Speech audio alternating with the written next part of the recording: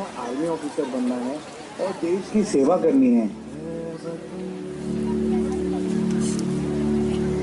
बेटा, मैंने मेरे पिताजी को तो खो दिया है, अब मैं तुझे नहीं खो सकती।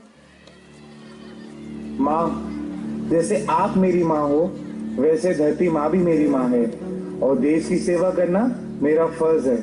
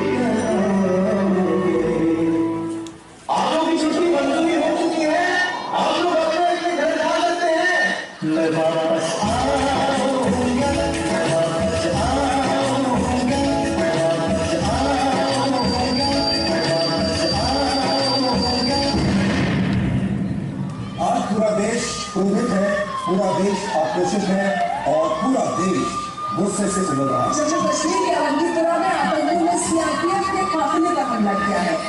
Patriot of India, 40 CRPF जवान had been killed in the worst terror attack against voting in Kashmir ever. ये हमला 2016 में उड़ी में हुए आतंकवादी हमले से भी बड़ा है और इसने पूरे भारत के धैर्य और सब्र को तोड़कर रख दिया।